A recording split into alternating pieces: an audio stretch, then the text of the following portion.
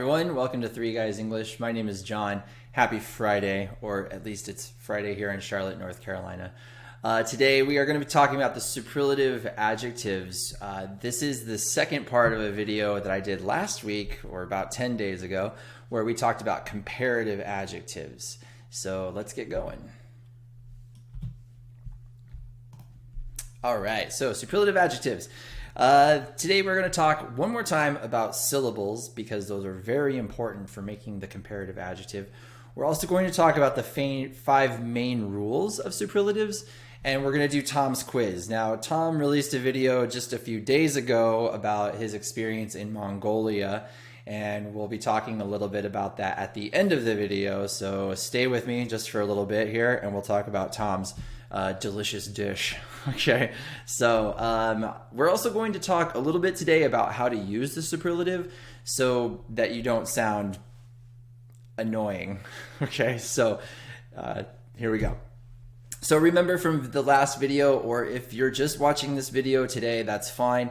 We need to know about syllables. Okay, so remember about syllables, this is that it's a unit of pronunciation in any language. Okay, especially in English. Okay, it's any language. So in English, it can be a single vowel like A, E, I, O, or U, or it can be a vowel with other consonants around it. So for example, a one-syllable word is cat. Okay, now dolphin is 2 syllables, dolphin. Okay, and inferno is 3 syllables. If you watched my last video, I asked you to tell me in the comments what an inferno was.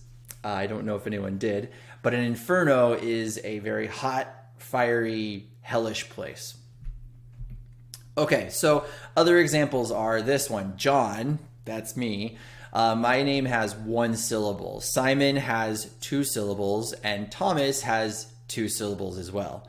Now, a famous story, Cinderella. Cinderella has 4 syllables. Sushi has 2 syllables, and hamburger has 3 syllables.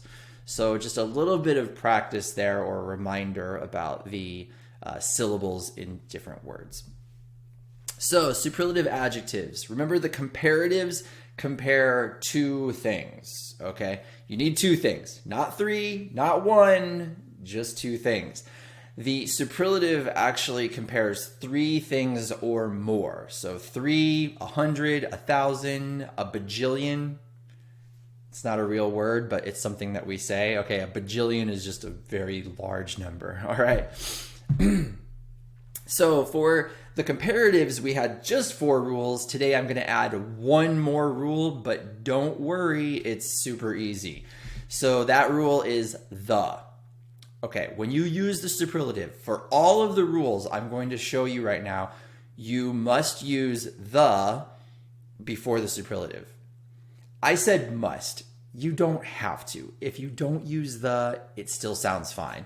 But if you're doing formal writing, you want to use the. So here's the first rule. If you have a 1-syllable word, you are just going to add est to the end of that word. Okay, here's the example I'm using a lot of the same examples from the video before. So cute becomes cuter, and then the cutest. All right. Now, if you have a 2-syllable or more word, then you're going to use the words most or least, also with the, for that word. Okay, so we get here beautiful, more beautiful, and the most beautiful. All right. Now, if you have an adjective with a Y ending, okay, that Y changes to I, and then you add est. Okay, so for example, we have pretty becomes prettier and prettiest. Okay. And then the last one, we still have total chaos. Okay, we have words that don't have rules, and just like last week, I'll show you those. So good becomes better, becomes the best. Bad becomes worse, becomes the worst. Well becomes better, becomes the best. And far becomes farther and the farthest. Okay, so we're going to practice this. Okay, we're going to practice using the superlatives. And then we're going to talk a little bit about how not to use superlatives because this is also important. Okay, so John and Simon were late, but Thomas was the latest. Okay, and next one. Sunsets are pretty. Everywhere, sunsets are pretty. But Arizona has the prettiest. Okay. She ran blank of all 23 competitors. She ran... There's a couple of different answers, so if you have something different, that's fine. I said the fastest or the slowest. You could say the farthest. You could say the prettiest. You can run prettily. Prettily? Yeah, okay. All right, blank I've ever run is 13.1 miles or 21.1 kilometers. Also known as a half marathon. Okay, so remember, this is for distance, and we have a really weird comparative superlative here. We have farther and further. If you watched the last video, you know that farther is for physical distances, okay? So this one, we want to say the farthest. All right. Next one. I don't feel well today, but yesterday was... the worst. Okay, that's the worst. Next one. The French Laundry. Ooh, very, very fancy. All right, the French Laundry is blank restaurant I've ever been to. There's a couple of answers. You have the most delicious restaurant I've ever been to, the most expensive restaurant I've ever been to, or the fanciest restaurant I've ever been to.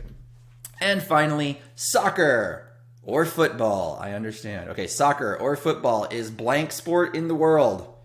I actually Googled it, and I'm sure of this fact, okay?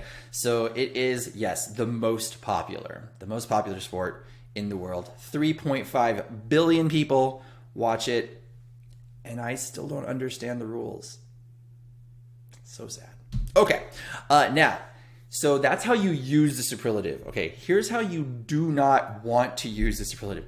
Don't overuse it, okay? If you overuse it, it's not going to offend anyone, but it's going to make you look silly or childish. Here is an example. Oh my God, we went to Savannah and stayed in the fanciest hotel. And then the next day we took a walking tour and oh my God, it was the farthest I've ever walked ever. And oh, we also stopped for ice cream. Oh my God, it was the best ice cream ever. And oh my God. Okay, so that's just stressful doing that. Okay, so this is an example of speaking in the superlative. We have fanciest hotel, the farthest, we had the best ice cream ever. Okay, so we've got a lot of superlatives. Remember, the superlative is super. It is the number one thing, okay? So if you really had all of the number one things in that one trip, I mean, congratulations, but did you really? Okay. All right. So this is called speaking in superlatives. It sounds childish, naive. You sound inexperienced or overly excited. Okay. You don't want to do that. What you want to do instead is, okay, so it's okay, you know, to talk about the best part of your trip. Okay. For example, we sat on the beach all day. It was the best. Right? That was one part of your trip. That was the best thing, okay? But don't speak about all the restaurants you've been to or all the trips you've been to and say that it was the best, all right? It sounds a little weird.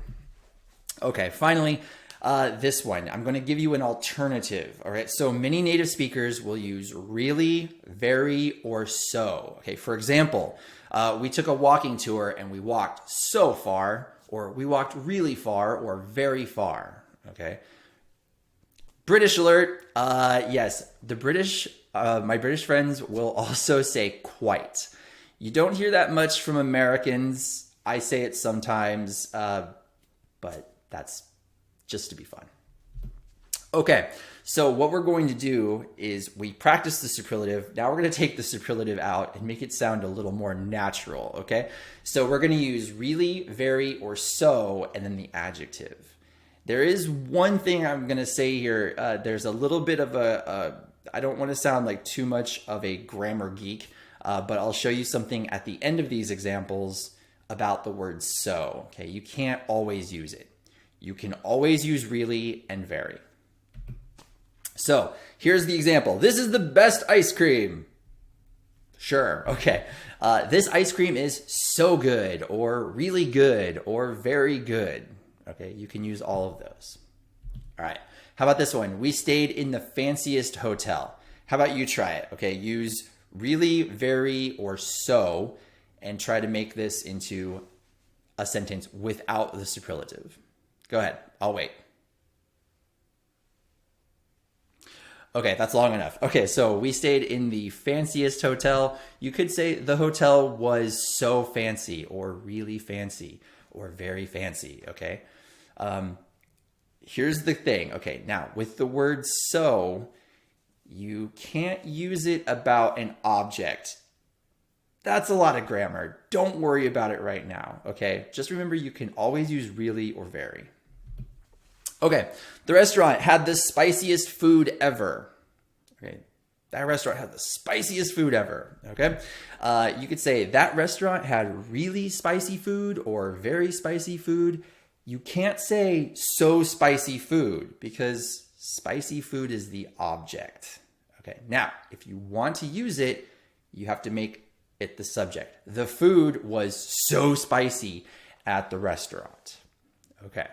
If that's confusing, feel free to leave questions in the comments below.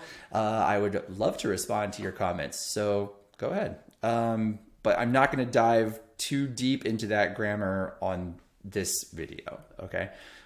So just remember, you can always use really or very or quite if you're British or you want to sound British, which is okay. All right. Okay, that is the end of the superlatives. Let's talk about Tom's quiz. So in his last video, Tom talked about some of his experiences living in Mongolia and some of the foods that he ate there. And he talked about one very special food that he had there. And he asked all of his dedicated viewers, why do people in the southwest part of America call the dish Rocky Mountain oysters?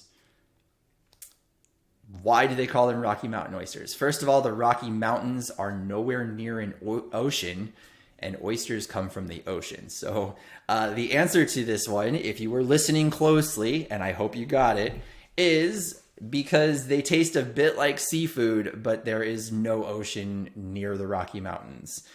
Okay, so yes, the Rocky Mountains are a big mountain range running through Canada and the United States. It's not close to an ocean, so there's no oysters there. So I have eaten many crazy foods. I've never eaten a Rocky Mountain oyster that I know of. I've had grilled scorpion, horse, sea cucumber, so many weird things.